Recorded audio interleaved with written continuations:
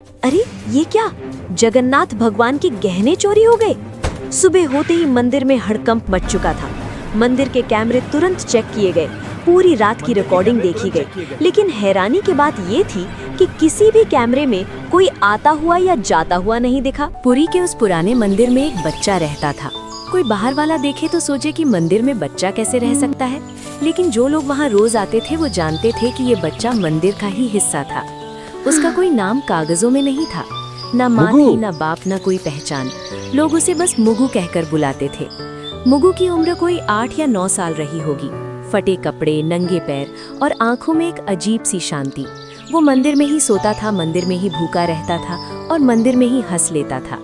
जब कोई उससे पूछता कि तेरा घर कहाँ है, तो वो बिना सोचे सीधा भगवान जगन्नाथ की मूर्ति की तरफ देखता और कहता, यही जहाँ जगन्नाथ जी रहते हैं। लोग इसे बच्चों की मासूमियत समझते थे, लेकिन मुगु मजाक नहीं कर रहा होता था। मुगु भगवान जगन्नाथ को भगवान नहीं मानता था, वो उन्हें अपना सबसे अच्छा दोस्त मानता था। हर सुबह वो मूर्ति के सामने बैठकर बोलता, आज देर हो गई दोस्त, पुजारी अंकल ने झाड़ू नहीं दी। कभी शिकायत करता कल तुमने सपना क्यों नहीं भेजा? और कभी रूठ जाता, अगर आज खिचड़ी नहीं मिली ना तो मैं बात नहीं करूंगा। अजीब बात ये थी कि मुगु की बातें कभी खाली नहीं जाती थी। एक दिन दोपहर की आरती के बाद मंदिर में एक औरत आई। उसके कपड़े फटे थे, आंखें सूजी हुई थीं और आवाज कांप रही थी। वो भगवान के सामने गिर पड़ी और रोते हुए बोली, मेरे बच्चे को बचा लो। कहाँ? वो अस्पताल में है, डॉक्टर कह रहे हैं बिना पैसों के इलाज नहीं होगा। मंदिर में लोग खड़े थे। कोई बोला, भगवान पर छोड़ दो, जो होगा अच्छा होगा। लेकिन कोई आगे नहीं बढ़ा। मुगु सब देख रहा था। वो धीरे से उस औरत के पास गया और पूछा, आंटी आपका बच्चा कितना छोटा है? औरत ने रोते हुए कहा, तेरे जितना। मुगु चुप हो गया। उस रात जब मंदिर बंद हो गया और सब लोग चले गए, मुगु अकेला भगवान के सामने बैठा रहा। बहुत देर तक वो कुछ नहीं बोला, फिर धीरे से पूछा, दोस्त, वो बच्चा मर जाएगा क्या? मूर्ति चुप थी। मुगु की आंखें भर आईं। उसने कहा, अगर उसके पास माँ है तो उसे क्यों ले जाओगे?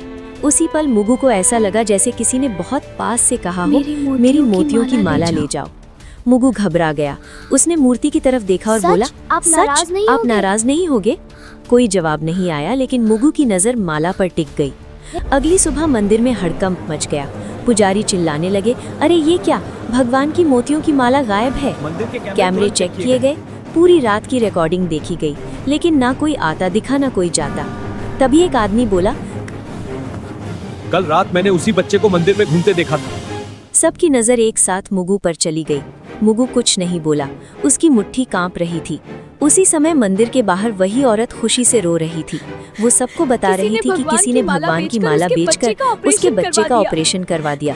मंदिर के अंदर लोग भगवान को देख रहे थे और मंदिर के बीच में एक बच्चा चुपचाप खड़ा था। एक पुजारी ने परेशान होकर कहा, अगर कोई इंसान आया होता तो कैमरे में जरूर दिखता। दूसरे पुजारी ने धीरे से कहा, ऐसा तो तभी हो सकता है जब कोई आया ही ना हो। लोगों में खुसुर पुसुर बढ़ने लगी और हर कोई एक दूसरे की तरफ शक से देखने लगा। उसी भीड़ में एक आदमी ने अचानक कहा, रात को मैंने मुगु को मंदिर में घूमते देखा था। ये बात सुनते ही सबकी नजर एक साथ मुगु पर चली गई। मुगु उस समय मंदिर के एक कोने में खड़ा था और उसे समझ नहीं आ रहा था कि सब लोग उसे ऐसे क्यों देख रहे हैं। एक आदमी ने सख्त आवाज में पूछा, तू रात को मंदिर में क्या कर रहा था? मुगु ने धीरे से कहा, रोज की तरह भगवान से बात कर रहा भीड़ था। में से किसी ने ये कहा। बच्चा हमेशा यहाँ रहता है और इसे सब कुछ पता होता है। किसी और ने कहा। अगर कैमरे में कोई नहीं दिखा तो चोरी इसी ने की होगी। मुगु की आंखें भर आई और उसने कहा मैंने कि कुछ भी चोरी नहीं किया है। मैंने जो उसने बस किया वो इतना कहा भगवान के कि कहने उसने पर जो था। किया वो भगवान के कहने पर किया था। ये सुनकर लोग हंस पड़े और किसी ने ताना मारते हुए कहा, भगवान बच्चों से चोरी नहीं करवाते। मुगु कुछ नहीं बोला और उसकी नजर जमीन पर टिक गई। उसी समय मंदिर के बाहर शोर मच गया, क्योंकि वही औरत भागती हुई आई थी जो कल रो रही थी। वो खुशी से कांपती आवाज में बता रही थी कि उसके बच्चे का ऑपरेशन हो गया है और डॉक्टरों ने जान बचा ली है।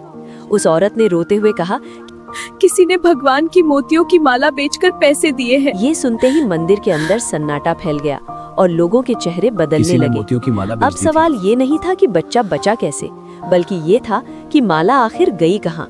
मुगु अब भी चुपचाप खड़ा था और उसे नहीं पता था कि अगला सवाल सीधे उसी की जिंदगी बदलने वाला है। मंदिर के अंदर अब माहौल बदल चुका था और जो लोग सुबह तक चमत्कार की बात कर रहे थे वही अब सवाल पूछ रहे थे। हर नज़र मुगु पर टिकी थी और किसी को उसकी मासूमियत दिखाई नहीं दे रही थी। एक आदमी ने ऊंची आवाज में कहा कि अगर माला भगवान के कहने पर ली गई थी तो वो अभी वापस क्यों नहीं आई? मुगु ने घबराई हुई आवाज में कहा, मुझसे कहा गया था कि वो माला उस माँ को दे आओ ताकि उसका बच्चा बच सके।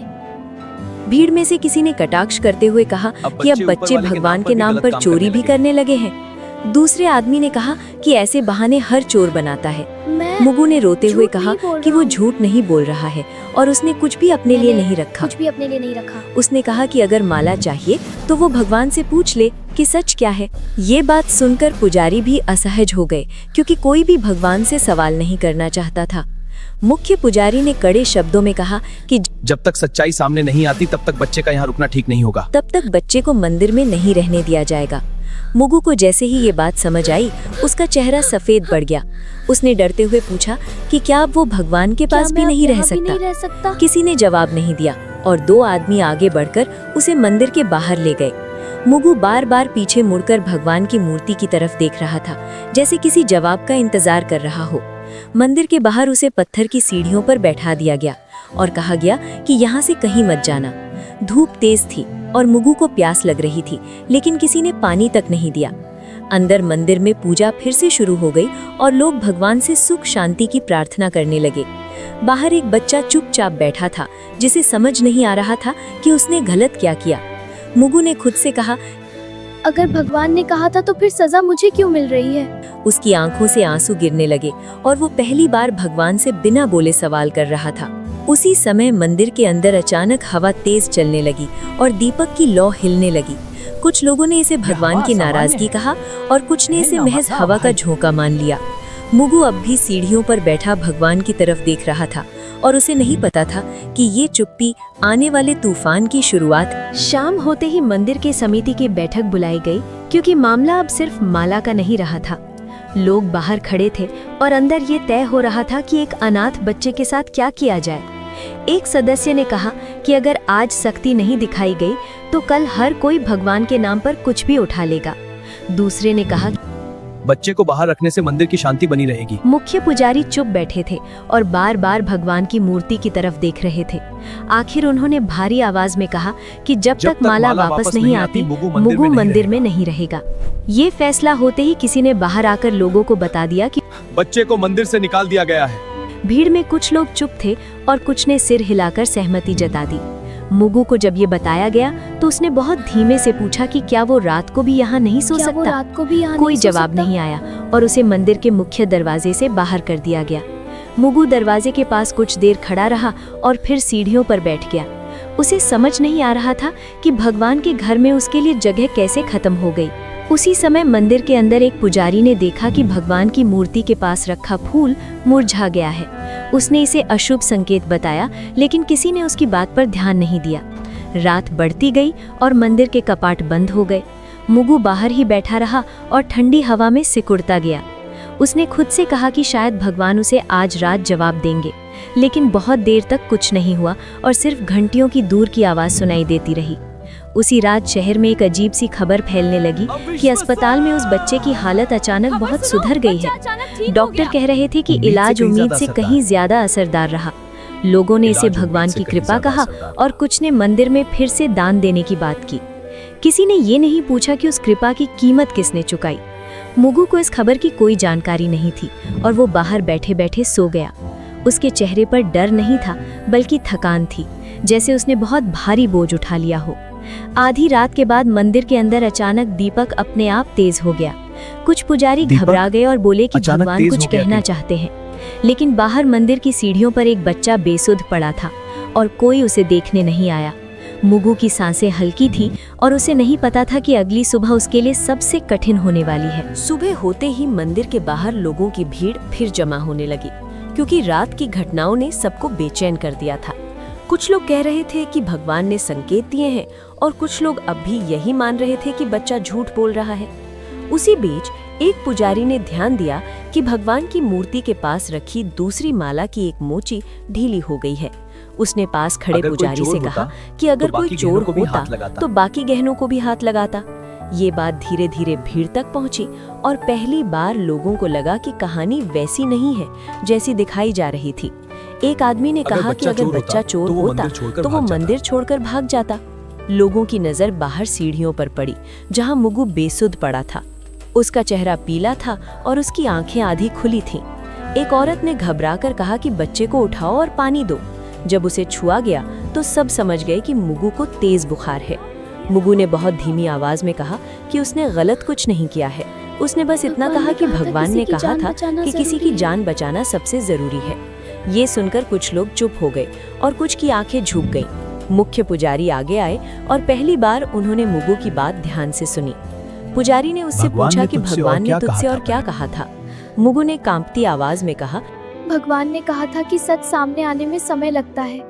उसी समय अस्पताल से एक आदमी मंदिर पहुंचा जिस बच्चे और का उसने ऑपरेशन बताया हुआ था, कि उसकी जिस हालत अब बच्चे पूरी का तरह ऑपरेशन ठीक है। हुआ था उसकी हालत अब पूरी तरह ठीक ऑपरेशन है। के पैसे उसने अचानक ये मिल भी गए कहा थे, कि ऑपरेशन इसलिए के डॉक्टरों ने पैसे बिना देर अचानक किए इलाज मिलने शुरू से कर दिया। डॉक्टरों ने तुरंत इलाज शुरू कर दिया था। अब मंदिर में सन्नाटा था और लोग एक दूसरे को देखने लगे। सबको समझ आ रहा था कि अगर माला न गई होती तो शायद वो बच्चा आज जिंदा न होता। लेकिन सवाल अब भी वही था कि माला मंदिर से बाहर कैसे गई। किसी ने फिर से कैमरे देखने की बात कही। जब कैमरे दोबारा चेक किए गए तो एक अजीब बात सामने आई। रात के ठीक उसी समय जब माला गायब हुई थी, सभी कैमरे कुछ सेकंड के लिए अपने आप बंद हो गए थे। टेक्नीशियन ने कहा कि ये आम बात नहीं है और बिजली में कोई दिक्कत भी नहीं हुई थी। लोगों के चेहरे पर डर साफ दिखाई देने लगा। मुख्य पुजारी ने भारी आवाज में कहा कि अगर ये सब सच है तो ये चोरी नहीं थी। उन्होंने कहा कि ये किसी की परीक्षा हो सकती है। मुगु को उठाकर अंदर लाया गया और पहली बार उसे भगवान के सामने बैठाया गया। उसने थकी हुई आंखों से मूर्ति को देखा और बहुत धीमे से कहा कि उसने वही किया जो दोस्त ने कहा था। लोग चुप थे और किसी के पास कहने को कुछ नहीं था। सबको लग रहा था कि सच्चाई सामने आ रही है, लेकिन अभी पूरी नहीं हुई है। मंदिर के अंदर अब सन्नाटा था, लेकिन उस सन्नाटे में भी कुछ लोग सच को मानने के लिए तैयार नहीं थे। एक सदस्य ने कहा कि कैमरे बंद होना तकनीकी गड़बड़ी भी हो सकती है और इसे चमत्कार मान लेना ठीक नहीं है। दूसरे ने कहा कि अगर आज बच्चे की बात मान ली गई तो कल कोई और भी भगवान का नाम लेकर चोरी करेगा। ये बातें सुनकर कुछ लोग सहमति में सिर हिलाने लगे। मुगु को अंदर लाने के बाद उसकी हालत और बिगड़ने लगी थी। उसका शरीर तप रहा था और सांसें तेज हो गई थी। एक पुजारी ने कहा कि बच्चे को डॉक्टर के पास ले जाना चाहिए, लेकिन समिति के एक आदमी ने कहा कि पहले सच्चाई तय होनी चाहिए, इलाज बाद में भी हो सकता है। ये बात सुनकर कुछ लोग असहज हो गए, लेकिन किसी ने खुलकर विरोध नहीं किया। मुगु ने आंखें खोलकर बहुत धीमे से कहा कि उसे अब डर नहीं लग रहा है। उसने कहा कि अगर वो बाहर ही मर जाता तो भी उसने सही काम किया होता। ये सुनते ही मंदिर के अंदर खड़े कुछ लोगों की आंखें भर आईं। उसी समय एक आदमी जोर से बोला कि अगर बच्चा इतना ही सच्चा है तो भगवान उसे क्यों नहीं बचा रहे। ये सवाल ऐसा था जिसे कोई सुनना नहीं चाहता था। मुगु ने कमजोर आवाज में कहा कि भगवान हमेशा किसी को बचाने नहीं आते। उसने कहा कि कभी-कभी भगवान चाहते हैं कि इंसान सही फैसला ले। ये बात सुनते ही मंदिर में कुछ लोगों को गुस्सा आ गया। एक आदमी ने कहा कि ये बच्चा भगवान बनकर बोल रहा है। मुगु ने बहुत मुश्किल से मुस्कुराते हुए कहा कि वो भगवान नहीं है, बस दोस्त की बात बता रहा है। उसकी आंखें धीरे धीरे बंद होने लगी। उसी समय बाहर से आवाज आई कि एम्बुलेंस आ गई है। कुछ लोग राहत की सांस लेने लगे और कुछ अब भी खड़े रहे। जब मुगु को उठाकर बाहर ले जाया गया तो मंदिर के अंदर अचानक तेज हवा चली। दीपक की लौ एक पल के लिए सीधी खड़ी हो गई। कुछ पुजारी डर गए और बोले कि अब देर हो चुकी है। किसी ने पूछा कि किस बात के लिए देर हो चुकी है, लेकिन कोई जवाब नहीं आया। मुगु को एम्बुलेंस में डाल दिया गया और दरवाजा बंद हो गया। उसकी उंगलियां ढीली पड़ रही थीं और उसकी सांस बहुत हल्की हो गई थी। मंदिर के अंदर लोग अब भी बहस कर रहे थे कि सच क्या है। उसी समय एम्बुलेंस के सायरन की आवाज दूर होती चली गई। मुख्य पुजारी ने भगवान की मूर्ति की तरफ देखा और पहली बार उनकी आंखें भर आईं। उन्हें समझ आ गया था कि सही और गलत के बीच का वक्त बहुत कीमती होता है। एम्बुलेंस के जाते ही मंदिर के अंदर एक अजीब सी खामोशी फैल गई और बहस अपने आप रुक गई। लोग एक दूसरे का चेहरा देख रहे थे, जैसे सबको अचानक समझ आ गया हो कि अब शब्द बेकार हैं। कुछ देर बाद अस्पताल से फोन आया और मुख्य पुजारी ने कांपते हाथों से कॉल उठाई। डॉक्टर ने बताया कि बच्चे की हालत बहुत नाजुक है और अगला 1 घंटा बेहद अहम है। ये सुनते ही मंदिर में मौजूद कई लोगों के चेहरे पीले पड़ गए। किसी ने धीमे से कहा कि अगर हमने उसे पहले भेज दिया होता तो शायद हालात अलग होते। एक आदमी ने गुस्से में कहा कि अब पछताने से क्या फायदा, जो होना था वो हो चुका है। लेकिन उसकी आवाज में भी भरोसा नहीं था, सिर्फ डर था। हो चुका है। उसी समय वो औरत फिर मंदिर पहुंची, जिसका बच्चा अस्पताल से बचकर लौटा था। उसने मुगु के बारे में पूछा और जब उसे सच बताया गया तो वो जमीन पर बैठ गई। वो रोते हुए बोली कि अगर उसका बच्चा बचा है तो उसकी वजह वही अनाथ बच्चा है। उसने कहा कि वो माला नहीं थी, बल्कि भगवान का भरोसा था जो बिक गया था। ये सुनकर मंदिर में खड़े लोग सिर झुकाने लगे। किसी की हिम्मत नहीं थी कि उस औरत की आंखों में देख सके। उसी वक्त अस्पताल से दोबारा फोन आया और इस बार आवाज और भी गंभीर थी। डॉक्टर ने बताया कि बच्चे की सांसें बहुत धीमी हो रही हैं और शरीर जवाब दे रहा है। मुख्य पुजारी ने बिना कुछ बोले फोन रख दिया। उन्होंने पहली बार साफ शब्दों में कहा कि ये सब किसी चोरी की कहानी नहीं थी। उन्होंने कहा कि ये परीक्षा थी और हम सब उसमें फेल हो गए। उनकी आवाज में गुस्सा नहीं था, सिर्फ टूटन थी। कुछ लोग रो पड़े और कुछ बस दीवार की तरफ देखते रहे। हर किसी को लग रहा था कि अगर समय को थोड़ा पीछे किया जा सकता तो सब कुछ बदल सकता था। मंदिर के बाहर अचानक तेज हवा चली और धूल उड़ने लगी। कई लोगों ने इसे भगवान का संकेत माना, लेकिन अब किसी के पास जवाब नहीं था। अस्पताल से आखिरी बार फोन आया और इस बार लाइन के उस तरफ सिर्फ सन्नाटा था। कुछ सेकंड बाद डॉक्टर ने कहा कि उन्होंने पूरी कोशिश की, लेकिन बच्चा नहीं बच पाया। ये सुनते ही मंदिर में खड़े कई लोग जमीन पर बैठ गए। किसी ने भगवान को दोष नहीं दिया, क्योंकि अब सब समझ चुके थे कि गलती कहाँ हुई थी। मुख्य पुजारी ने भगवान की मूर्ति की तरफ देखा और बहुत धीमे से कहा कि हमने बहुत देर कर दी। उन्हें एहसास हो गया था कि इंसान जब फैसले टालता है तो उसका अंजाम हमेशा किसी और को भुगतना पड़ता है। मुगु के जाने के बाद मंदिर में पहली बार ऐसा हुआ कि भीड़ होने के बावजूद कोई शोर नहीं था। लोग दर्शन के लिए आ रहे थे, लेकिन किसी के चेहरे पर वो पुरानी श्रद्धा नहीं दिख रही थी। मुख्य पुजारी ने आदेश दिया कि उस दिन कोई उत्सव नहीं होगा और मंदिर में सादगी रखी जाएगी। कुछ लोगों ने राहत महसूस की, लेकिन कुछ को लगा कि ये सब दिखावा है। उसी दिन शाम को खबर फैली कि अस्पताल में उस बच्चे की मां अब भी बैठी रो रही है। उसने कहा कि उसका बच्चा तो बच गया, लेकिन जिस बच्चे ने उसे बचाया वो चला गया। ये बात सुनकर कई लोग पहली बार घर जाकर चुपचाप रोए। किसी ने किसी को नहीं बताया, लेकिन हर किसी के भीतर कुछ टूट चुका था। अगली सुबह मंदिर के एक कोने में सफाई करते समय एक पुजारी को फर्श पर कुछ पड़ा मिला। वो एक छोटी सी पोटली थी जिसे मुगु हमेशा अपने पास रखता था। पोटली खोली गई तो उसमें कोई पैसा नहीं था, कोई खिलौना नहीं था। उसमें बस एक पुरानी रुई की माला थी और एक कागज का टुकड़ा। कागज पर मुगु की टूटी फूटी लिखावट में लिखा था कि अगर भगवान की माला वापस आ जाए तो किसी को सजा मत देना। उसने ये भी लिखा था कि दोस्त ने कहा है कि सही काम का इनाम हमेशा जिंदा रहना नहीं होता। ये पढ़ते ही मुख्य पुजारी की आंखें भर आईं और उन्होंने कागज चुपचाप मोड़ लिया। उन्होंने किसी को वो पंक्तियां जोर से नहीं पढ़कर सुनाई। उसी समय एक और अजीब बात हुई जिसे सबने महसूस किया, लेकिन कोई बोल नहीं पाया। भगवान की मूर्ति के गले में अगली सुबह मोतियों की वही माला वापस दिखने लगी। कैमरे फिर चेक किए गए, लेकिन इस बार भी कुछ नहीं दिखा। ना कोई आता दिखा, ना कोई जाता, बस माला अपनी जगह पर थी। कुछ लोगों ने इसे भगवान की लीला कहा और कुछ ने इसे अपनी गलती मान लिया, लेकिन इस बार किसी ने ताली नहीं बजाई और किसी ने जयकारा नहीं लगाया। मुख्य पुजारी ने धीरे से कहा कि ये माला वापस नहीं आई है, बल्कि हमें वापस मिली है। उनकी आवाज में आदेश नहीं था, सिर्फ स्वीकार था। उसी दिन मंदिर के बाहर एक छोटा सा दिया जलाया गया, बिना किसी घोषणा के। लोग आते गए और चुपचाप दिए के सामने सिर झुकाते गए। कोई नहीं जानता था कि ये दिया किसके लिए है, लेकिन सब समझ रहे थे। मुगु का नाम किसी ने नहीं लिया, लेकिन उसकी कमी हर किसी को महसूस हो रही थी। शाम ढलते ही मंदिर के बाहर एक बच्चा आकर सीढ़ियों पर बैठ गया। वो मुगु जैसा नहीं दिखता था, लेकिन उसकी आंखों में वही इंतजार था। एक आदमी ने उसे देखा और कुछ देर तक खड़ा रहा। उसके मन में पहली बार ये सवाल उठा कि क्या वो आगे बढ़ेगा या फिर देर कर देगा। अगली सुबह मंदिर हमेशा की तरह खुला, लेकिन माहौल पहले जैसा नहीं था। लोग दर्शन के लिए आए, सिर झुकाया और बिना ज्यादा रुके बाहर निकल गए। मुगु की बात अब कोई जोर से नहीं करता था, लेकिन हर कोई उसके बारे में सोच रहा था। मुख्य पुजारी ने उस दिन बहुत कम शब्दों में पूजा करवाई। उन्होंने भगवान से कुछ मांगा नहीं, बस चुपचाप हाथ जोड़कर खड़े रहे। मंदिर के बाहर वही आदमी उस बच्चे को लेकर फिर आया। इस बार बच्चे ने डर के बिना सीढ़ियों पर कदम रखा। किसी ने टोका नहीं, किसी ने सवाल नहीं किया। जैसे सब समझ गए हों कि कुछ सवालों का जवाब नियम नहीं होते। उस बच्चे को खाना दिया गया, पानी दिया गया और एक कोने में बैठा दिया गया। वो बार बार भगवान की मूर्ति की तरफ देख रहा था। उसने आदमी से पूछा कि क्या मुझसे भगवान उससे नाराज नाराज होंगे। आदमी ने कहा कि भगवान कभी बच्चों से नाराज नहीं भगवान होते, कभी बच्चों इंसानों नाराज से नहीं होते हैं। इंसानों से ये सुनकर बच्चा हल्का सा मुस्कुराया, ठीक वैसे ही जैसे कभी मुगु मुस्कुराया करता था। शाम को मुख्य पुजारी बाहर आए और पहली बार लोगों से बोले। उन्होंने कहा कि भगवान ने किसी से माला वापस नहीं मंगवाई थी, बल्कि हमें हमारी इंसानियत याद दिलाई थी। उन्होंने कहा कि भगवान की सबसे बड़ी पूजा समय पर लिया गया सही फैसला होता है। भीड़ में खड़े कई लोगों की आंखें भर आईं। मंदिर के बाहर जल रहा दिया अब भी जल रहा था, लेकिन अब वो किसी की मौत की याद में नहीं, बल्कि एक जिम्मेदारी की तरह जल रहा था। वही औरत जिसका बच्चा बच गया था मंदिर आई।